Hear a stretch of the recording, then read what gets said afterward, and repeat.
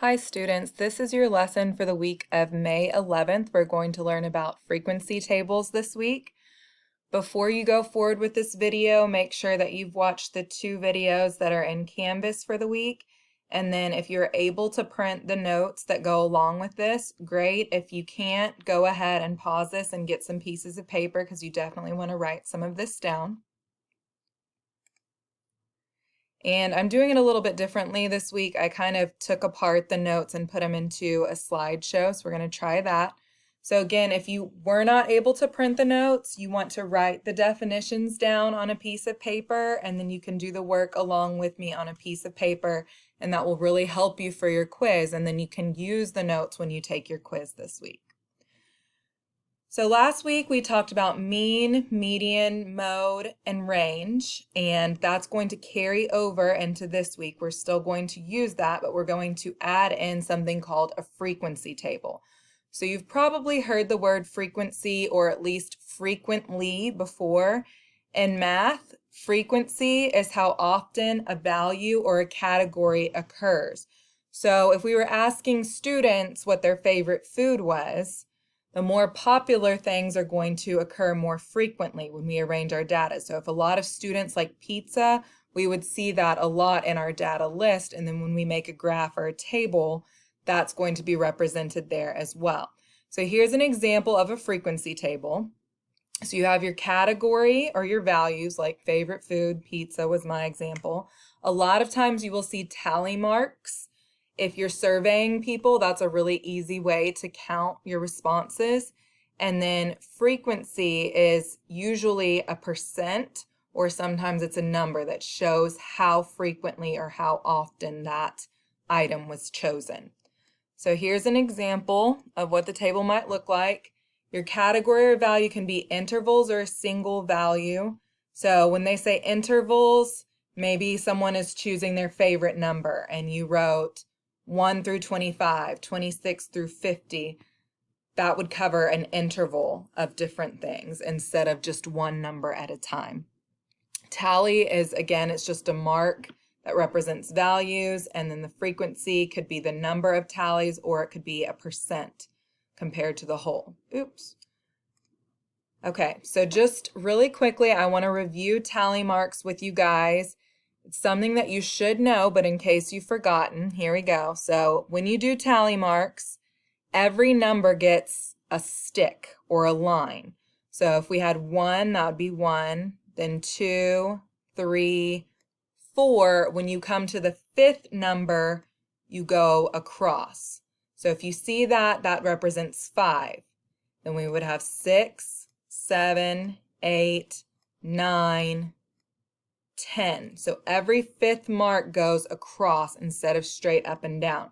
So then when you're looking at tally marks, you can count them really quickly. This would be 5, 10, and then one more would be 11. So that's how tally marks work. Hopefully that jogs your memory. Okay, we're going to look at an example table. We have shoe sizes for Mr. Scott's pre-algebra students. Right now we have a list. The numbers are all over the place. So what we're going to do is take the data from the list and organize it into our table. So first we're going to make tally marks beside each shoe size to show how frequently those shoes are picked. So I want you to go ahead and pause it here. If you have the notes, make your tally marks. If you don't, sketch this table really quick, make your tally marks, and then press play when you're ready to check your work against mine. Okay, so hopefully your tally marks match up with what I have. I know mine's messy. I had to do it with my mouse. Make sure on 7 you went across because there were 5 kids with size 7 shoes. So if you accidentally just did another vertical line, fix it, erase that line, and make sure your 5th line is going across. And then over here for frequency, we're just going to put the number of each shoe size. And it's easy to see once you have the tally marks. So you can see if you're walking around with a clipboard and asking people for their shoe size, it would be really easy to just put your tally marks there instead of trying to count it up in your head. Because if you ask the first person, they said 7, then the second person said 9, then 5, that's too much to keep track of. So tally marks can really come in handy for certain situations. Okay, so here we have the completed table that you should have on your notes, and we're going to answer the questions that go along with the data. So when they say what shoe size is the most frequent, obviously that's the shoe size that occurred the most in the group of kids. So it's easy to see, looking at your tally marks or your numbers, that size 7 was the most frequent because 5 was the highest number. Least frequent, looking through our list, that would be size 10 because that was only one person. How many students wear a shoe size of 8 or above? So that would be 8 or higher. We have 3 and 3, that's 6, 7, 8, 9. And then what percentage of students wear a 7 or less? We haven't done percent in a while, so this is going to be a review. If we say 7 or less, we're talking about the 7, 6, and 5 shoe size. So we have 5 and 4, that's 9 plus 2 more, that's 11 students that wear that size. Now let me show you a quick review of percentages. I'm going to change slides really quick. So this is how we've been doing percents this year, the percent proportion. So if we're talking about shoe size, we're going to look at that 11 that we just found compared to the whole class to figure out the percentage of students that wear those sizes. This is the way that I learned to calculate percent and that your parents probably learned, but you have to change the percent to a decimal. So you can do it that way too, but in my opinion, the proportion is easier and students make less mistakes when they use that. So again, we have percent over 100% equals part over whole. So we're looking at the part that wears size 7 or less, which we counted was 11 students, and then we're going to compare that to the whole class. So we have to look at how many students are in the whole class. Okay, so we need to add up the total amount of students that were asked about their shoe size, and if you do that, it comes out to be 20 students. So in our proportion, we have what percent over 100 equals 11 over 20. And remember, there's two ways to solve. We can cross multiply, and that would be 20 times x equals 11 times 100. Or sometimes it's easy to see a relationship. 20 times 5 would equal 100. So if you see that, you can use that relationship. So then 11 times 5 would equal what? 11 times 5 is 55. So our answer is 55%, so more than half the class. And if we did it this way, we would have to solve for x. So we would divide by 20. 1,100 divided by 20 is also going to give you 55. Okay, and here's some more definitions for you. So last week we looked at some categorical data as well. Categorical data is a data set where the response is not a numeric value. In this case, the shoe size was numeric, but it's not always going to be. So in my example, if we asked for favorite food, the responses would be things like pizza, spaghetti. Those aren't numbers, those are words. So think of some surveys that you might do or experiments you might do where you're measuring something that is not a number. And here's what they have listed: favorite color, favorite genre, it should say of books, I think, favorite type of movie, favorite food. There's a ton of examples we could put here, but those are just a few. And then what we've been working on is a relative frequency table. And a table is a common way to display categorical data because it is easy to tally the responses, just like I was saying.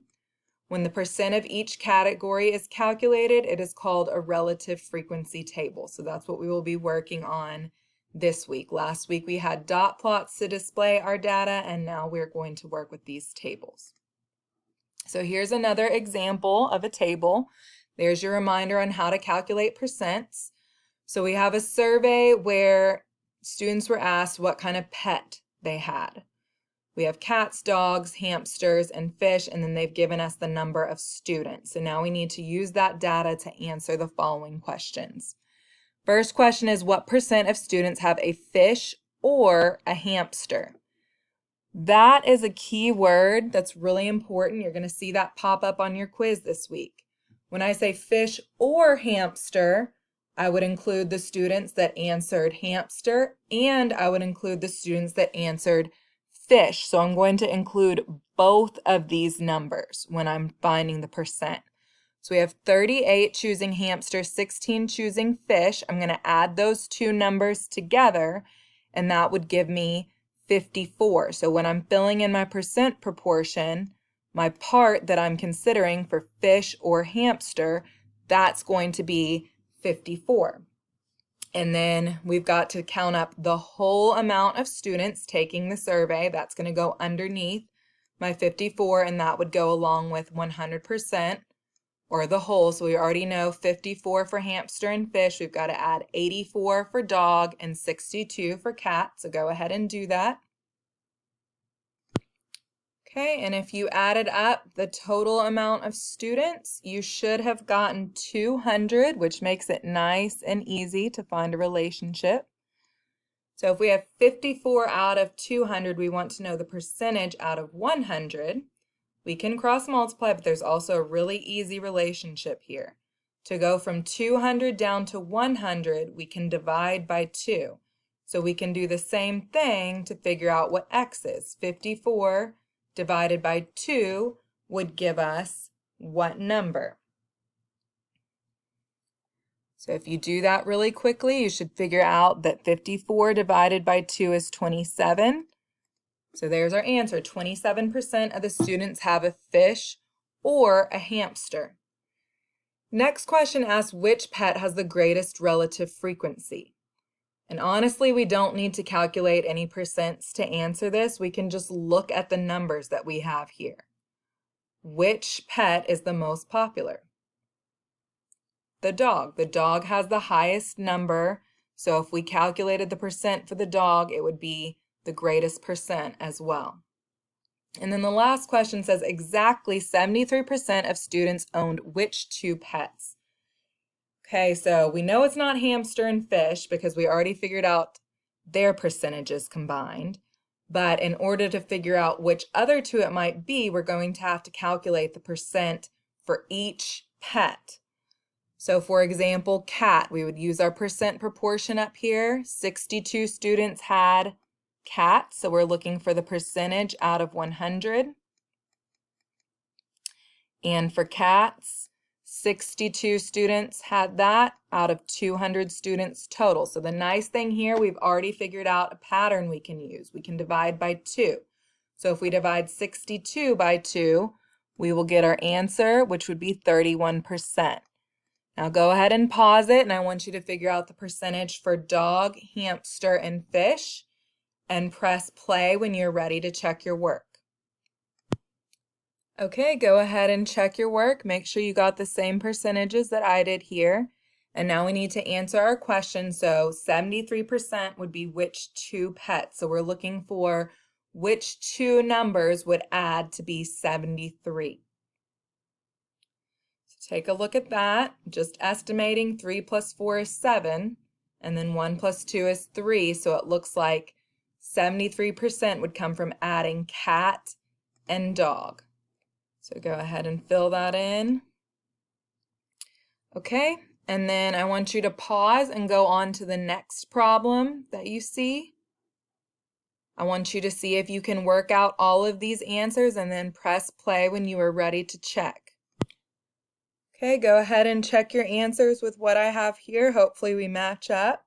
Make sure you're using your percent proportion. And again, if you didn't get to print out the notes, definitely write down that percent proportion for yourself so you can remember that.